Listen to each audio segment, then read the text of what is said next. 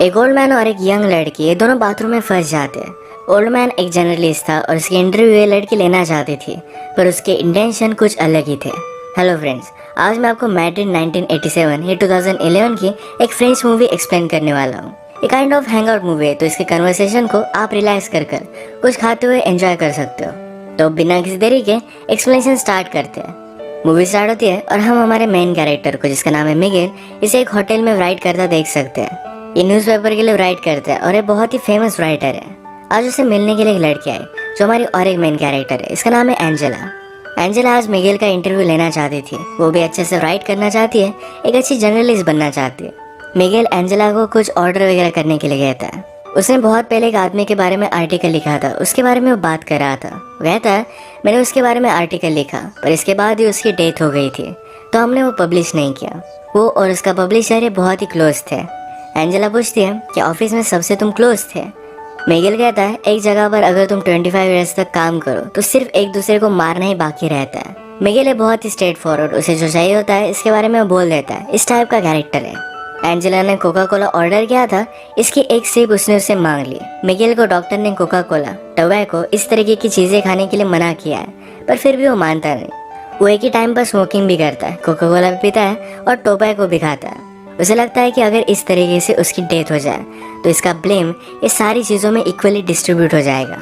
Angela ने अपनी writing Miguel को दिखाने के लिए लाई हुई थी, जो मिगेल को इतनी ज़्यादा पसंद नहीं आती। वो कहता है तुम्हारा आर्टिकल बहुत ज़्यादा लॉन्ग है, अगर तुम्हें पब्लिश होना है तो ये ज़रा शॉर्ट होना चाहिए। एंजेला ने मिगेल की राइटिंग स्टाइल भी कॉपी की थी, तो कहता है तुम्हारी राइटिंग स्टाइल ज़रा यूनिक होनी चाहिए, तुम्हारे वर्ड्स लोगों को पिंच करने चाहिए, तभी आर्टिकल परफेक्ट बनता है। राइट कैसे करना है ये कोई भी सिखा नहीं सकता, ये अंदर से आना चाहिए।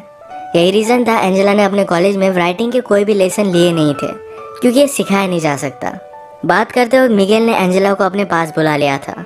मिगेल एंजेला को अपने कोट से चाबी निकालने के लिए कहता है। वो कहता है एक मेरे पेंटर फ्रेंड की है जो वीकेंड के लिए बाहर गया हुआ है। तुम्हें कॉल करने से पहले मैंने ये चाबी उससे ले ली थी, इसके बाद मैंने मेरा लक ट्राई किया। मिगेल एंजेला को अपने साथ वहाँ लेकर जाना चाहता था। उसे कहता है इंटरव्यू लेते वक्त हमारे बीच कोई भी डिस्ट्रैक्शन नहीं आना चाहिए। ये वहाँ पर पहुंचे, मिगेल एंजेला को टी वगैरह देता है। यहाँ पर अलग अलग पेंटिंग्स पड़ी हुई थी, तो मिगेल कहता है पेंटिंग ये आर्ट फॉर्म मुझे बहुत अच्छा लगता है। जब आप पेंटिंग करते हो उसके बाद भी कलर्स को स्मेल कर पाते हो, फिजिकली इसे एंजॉय कर पाते हो, पर राइटिंग का उस तरीके से कुछ भी नहीं है। एंजेला ने ग्लासेस लगाए थे तो उसने वो निकाल लिया, उसके बाद उसे किस कर लेता है। इसके बाद मिगेल ने कहा कि आजकल मुझे किसिंग में कोई भी इंटरेस्ट नहीं है, जैसा एज बढ़ता गया वैसे इंटरेस्ट चला जाता है। उसने फिर उसे कपड़े निकालने के लिए कहे। उसका मानना था कि एंजेला उससे कुछ सीखने वाली है, तो उसके बदले में उसे भी कुछ मिलना चाहिए। वो उसे क्लियरली बोल देता है कि मुझे जो चाहिए ये मैंने तुम्हें क्लियरली बता दिया है, इससे ज़्यादा तुम और कुछ भी एक्सपेक्ट नहीं कर सकते। इसका मतलब ये नहीं कि तुम टैलेंटेड नहीं हो, पर फिजिकली मैं तुमसे अट्रैक्टेड हूँ। आजकल मैं किसी भी लड़की को सीड्यूस नहीं कर पाता, जब यंग था तब की बात अलग थी। अगर आज एंजेला के साथ उसका कुछ हुआ तो इसके बारे में वो लिखने वाला है। एंजेला को ज़रा अनकंफर्टेबल लगा तो यहाँ से वो चली जाती है। थोड़ी देर में माइंड चेंज कर फिर से वो वापस आ गई। उसने अपने कपड़े निकाले। मिगेल ने अपने फ्रेंड की कलर लेकर उसके बॉडी पर वो ड्रॉ करता है। इनके बीच में अब तक फिजिकली कुछ भी नहीं हुआ। इसके बाद एंजेला शावर लेने के लिए चली जाती है। मिगेल भी उसके पीछे पीछे आया।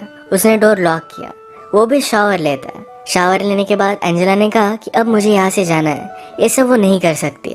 मिगेल को ये बात सुनकर बुरा लगा, पर एंजेला जब यहाँ से जा रही थी तो बाथरूम का डोर ही ओपन नहीं होता। ये डोर खराब था, पर मिगेल का फ्रेंड उसे बताना भूल गया था। एंजेला इसे खोलने का बहुत ट्राई करती है। मिगेल ने भी ट्राई किया, पर दोनों से खुल नहीं पाता। एंजेला बाथरूम की छोटी सी खिड़की से हेल्प मांगने की कोशिश करती है, पर मिगेल ने उसे कहा कि प्लीज ऐसा कुछ भी मत करो, अगर हम दोनों एक साथ पकड़े गए तो तमाशा हो जाएगा। वही फेमस राइटर है तो स्कैंडल भी बन सकता है। मिगेल ने कहा कि मेरा फ्रेंड 2 दिन तक वापस नहीं आएगा, इतने टाइम में उसकी वाइफ पुलिस को कॉल कर देगी। एंजेला कहती कि मेरे पेरेंट्स उससे पहले ही ज़रा ज़्यादा वरीड हो जाएंगे। ये इन दोनों के लिए प्रॉब्लम थे, तो फिर से खिड़की से आवाज़ लगाने लग जाते हैं, पर इन्हें कोई भी सुन नहीं पा रहा था। मिगेल कहता है हमारी सिचुएशन बहुत ही अजीब है, एक तो कॉमेडी हो सकती है या फिर ट्रेजेडी। एंजेला ने कहा कि अगर हम सेफली यहाँ से निकल गए तो एक कॉमेडी होगी, अगर मेरे पेरेंट्स को पता चल गया तो एक ट्रेजेडी में कन्वर्ट हो जाएगी। मिगेल पूछता है कि तुम्हारे फादर क्या करते हैं। एंजेला ने कहा कि वो मिलिट्री में है। उनका नाम उसने उसे बताया, तो मिगेल उन्हें जानता था।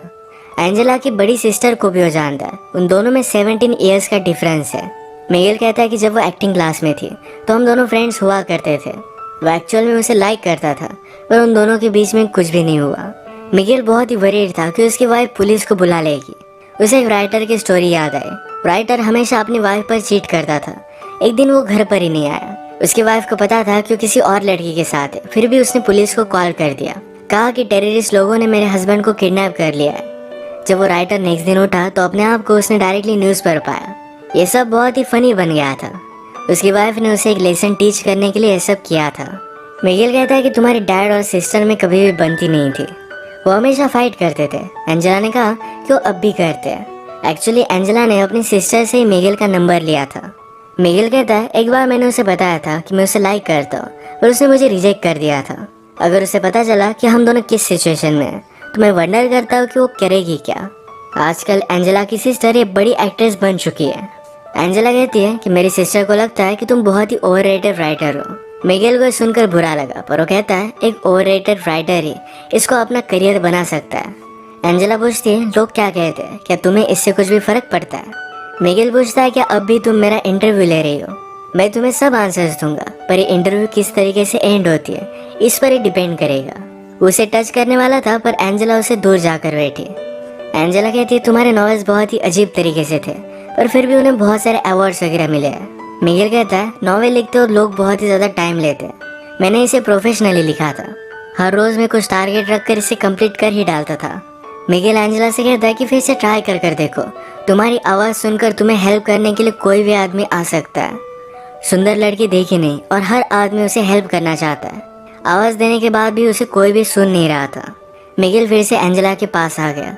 उसे कहती है मुझे सिर्फ यहाँ से जाना है, उसके साथ कुछ भी नहीं करना चाहती। एंजेला फिर से डोर को ओपन करने की कोशिश करती है। मिगेल कहता है कि जब आप यंग होते हो तो लगता है कि इस लाइफ में कुछ पॉइंट है, वो अपनी लाइफ कुछ अलग तरीके से जी लेंगे, पर बाद में पता चलता है कि लाइफ में बहुत सारी चीज़ें पॉइंटलेस थी, इसमें कोई भी मीनिंग नहीं था। हर एक की कोई ना कोई तो प्रायोरिटी होती है। मिगेल एंजेला से पूछता है कि आज सैटरडे है, अगर तुम घर पर होती तो क्या करती, क्या अपने फ्रेंड्स के साथ बाहर जाती। एंजेला को ये सब चीज़ें पसंद नहीं है। वो कहती है कि मैं बुक्स रीड करती। मिगेल को जो बुक्स पसंद है यही एंजेला ने भी पढ़ी हुई है, पर मिगेल कहता है हम दोनों के व्यूज़ इस पर बहुत ही अलग अलग होंगे, जैसे कि क्लासिकल म्यूजिक और एक रॉक बैंड में डिफरेंस होता है। मिगेल ने फिर यही टॉयलेट किया। वो कहता है प्यार के बारे में लोगों ने बहुत सारी चीज़ें लिखी है, पर बाकी चीज़ों के बारे में कोई भी नहीं लिखता। ये लोगों को ज़्यादा रेजोनेट करती है। अपने राइटिंग में इन चीज़ों का तुम्हें ध्यान रखना चाहिए। मिगेल अब फ्रस्ट्रेटेड हो रहा था। वो कहता है हम दोनों यहाँ हैं, हम दोनों में एक टेंशन है, अगर हम कुछ भी नहीं करते तो टेंशन बढ़ता जाएगा। सब कुछ हो जाने के बाद शायद हम एक दूसरे को डिज़ायर नहीं करेंगे, पर फिर भी अट्रैक्शन बहुत ही इम्पोर्टेंट है। मिगेल भी अब जल्दी से जल्दी यहाँ से निकलना चाहता था। उसे बुरा लगता है कि वो सोच क्या रहा था। वो एक ओल्ड मैन है, कोई भी यंग लड़की उसके साथ इंटीमेट नहीं हो सकती। वो कहता है कि मेरी वाइफ को मैं बहुत प्यार करता हूँ, पर फिर भी कभी कभी आपको आइसोलेशन की ज़रूरत होती है। हम दोनों यहाँ पर इस तरीके से एक साथ हैं, अगर हमारे बीच में कुछ भी नहीं हुआ पर फिर भी लोगों को लगेगा कि कुछ ना कुछ तो हुआ है। ये उसे एक ट्रेजेडी की तरह लगता है। एंजेला फिर उसके पास आ गई और ये दोनों इंटीमेट हो जाते हैं। इसके बाद एंजेला को थोड़ी सी भूख लगी थी। इस पर मिगेल कहता है मूवीज़ में मुझे लोगों को कुछ ना कुछ खाते देखना अच्छा लगता है। उसने अभी अभी एक एक्शन मूवी देखी थी जो बहुत ही फास्ट थी, पर अचानक से उसमें एक आदमी का खाना खाते हुए सीन आ गया। उसे लगता है कि उस सीन में एक पीस था, एक रियलिटी थी। वो बताता है कि राइटिंग भी इसी तरीके से होती है, जिस तरीके से जो भी फैक्ट्स है हमें उस तरीके से बताने चाहिए। जितना आप रियल लिखोगे उतना ही लोगों को अच्छा लगेगा। एंजेला अपनी राइटिंग से वर्ल्ड चेंज करना चाहती थी, पर मिगेल कहता है वैसा कुछ भी नहीं होता। तुम सिर्फ लोगों के लिए अच्छा लिखने का ट्राई कर सकते हो, बाकी कुछ भी तुम्हारे हाथ में नहीं। मिगेल के व्यू से बहुत सारे निगेटिव होते हैं। वो एंजेला से हमेशा इस तरीके से बात कर रहा था कि उससे बहुत ही ज़्यादा छोटी है। वो ऑलमोस्ट एंजेला को डांट रहा है, इस तरीके से उससे बात कर रहा था। एंजेला को इस पर गुस्सा आ गया। वो कहती मुझे सब लोग इसी तरीके से ट्रीट करते हैं, तुम सिर्फ बड़े हो, तुम्हें एक्सपीरियंस है, इसका मतलब ये नहीं कि तुम सही हो। तुम्हें क्या लगता है यहाँ पर मेरा आना ये तुमने चूज़ किया था? मैं भी तुम्हें चूज़ कर सकती हूँ। शायद मुझे भी कुछ ना कुछ डिफरेंट चाहिए था, इसीलिए मैं यहाँ पर आई। एंजेला का गुस्सा शांत होने के बाद मिगेल कहता है किसी को आवाज़ लगा कर देखो, पर फिर भी कोई भी सुन नहीं पा रहा था। एंजेला कहती है कि जब मैं छोटी थी तो इस तरीके से प्रिटेंड करती थी कि मैं एक सेलिब्रिटी हूँ, मेरा इंटरव्यू चल रहा है और आईने के सामने हमेशा ऐसे देखती रहती थी। मिगेल कहता है लोग अपने आप को जैसे है इस तरीके से एक्सेप्ट नहीं कर पाते, इसलिए कुछ ना कुछ ज़्यादा पावरफुल बनने की कोशिश करते हैं। ये बात एंजेला ने भी रियलाइज़ की थी और इसके बाद उसने मिरर के सामने इस तरीके से प्रिटेंड करना छोड़ दिया। सब्जेक्ट को चेंज करने के लिए मिगेल कहता है क्या तुम्हें मूवी देखनी है? एंजेला पूछती कि हम कैसे देख सकते हैं। मिगेल ने फिर उसे स्टोरी बताना स्टार्ट किया। वो कहता है कि एक फैमिली थी, मदर, फादर और उनका एक बेटा था। एक दिन अचानक से बेटे ने अपने बेड से उठना बंद कर दिया। पहले तो पेरेंट्स को लगा था कि शायद स्कूल नहीं जाना चाहता, तो उसने साइकोलॉजिस्ट से उसकी बात करवाई, पर फिर भी बेटा मानने नहीं वाला था। साइकोलॉजिस्ट ने पेरेंट्स से कहा कि इस तरीके से आप प्रिटेंड कीजिए कि सब कुछ चीज़ें बहुत ही नॉर्मल है। बहुत दिन बीतते गए पर फिर भी वो अपने बेड से उठा ही नहीं। फादर और मदर ने फिर डिसाइड किया कि हम इसे लेकर कहीं वैकेशन पर जाएंगे। ये अलग अलग प्लेसेस पर घूमे। घूमते घूमते एक जगह पर मेला चल रहा था। इस मेले में अपने बेटे को बेड पर ही लेकर गए। वहाँ पर एक लड़की से उसने बात की। वो लड़की भी उसके प्यार में पड़ गई। उनका बेटा फिर भी बेड से उठा ही नहीं। उस लड़की को बहुत बुरा लगा और वो भी फिर बेड में ही रहने लग गई। ये बात देखकर सारे विलेज वालों को लगा कि शायद ये बीमारी कंटेजियस हो सकती है। उन्हें यहाँ से बाहर निकाल दिया गया और भी थोड़े दिन बीत गए। एक रात आई जो बहुत ही ब्यूटीफुल थी। मदर और फादर एक दूसरे की कंपनी एंजॉय कर रहे थे। वो दोनों जंगल में गए और एक दूसरे के साथ इंटीमेट हो गए। जब वो वापस आए तो उनका बेटा बेड से उठकर कहीं चला गया था। उन दोनों ने अपने बेटे को ढूंढने की बहुत कोशिश की पर उन्हें वो कहीं भी नहीं मिला। एंजेला पूछती है क्या इस स्टोरी की एंडिंग सैड है? मुझे तुम्हें क्यों सुना रहे हो? मिगेल उसे बताता है कि मदर ने अपने बेटे को ढूंढने की बहुत कोशिश की थी, उसे मिला नहीं, पर इस बात से वो खुश थी। उसका बेटा इस तरीके से रह रहा था, इस बात से वो तंग आ चुकी थी। उसे जो फीलिंग्स आ रही थी इस वजह से उसे गिल्टी लग रहा था। स्टोरी की तरह ही हमने आज जो भी किया ये गलत था। हमें इसके बारे में गिल्टी तो लगेगा ही, पर ये अब हो चुका है। इसके बारे में ज़्यादा सोचना सही नहीं। इसके बाद अगर हम फिर से कभी मिले तो तुम मुझे इग्नोर कर दोगी। तुम्हें गिल्टी तो लगेगा पर यही करना सही होगा। इसके बाद थोड़ी देर में मिगेल को किसी का आवाज़ आया। उस आदमी को बुलाकर कहता है कि प्लीज़ मेरे फ्रेंड को कॉल करो, मैं यहाँ पर फंस चुका हूँ। थोड़ी देर में मिगेल का फ्रेंड भी वहाँ पर पहुँच गया। जिस तरीके से मिगेल ने कहा था कि तुम मुझे अनदेखा कर कर यहाँ से चली जाओगी, उसी तरीके से एंजेला यहाँ से चली गई। जाने से पहले एंजेला ने उसे कहा कि सिर्फ एक इंसिडेंट था, इसी तरीके से मैं उसे ट्रीट करूँगी। मुझे इसके बारे में कोई भी बुरा नहीं लगेगा।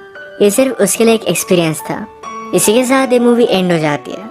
अगर हम इस तरीके की हैंगआउट मूवीज़ देखें तो इसमें सिर्फ कैरेक्टर को और भी ज़्यादा जान देना, उनके साथ कन्वर्सेशन एंजॉय करना, यही सिर्फ एक पॉइंट होता है। तो इसी टाइप की आज की हमारी मूवी थी।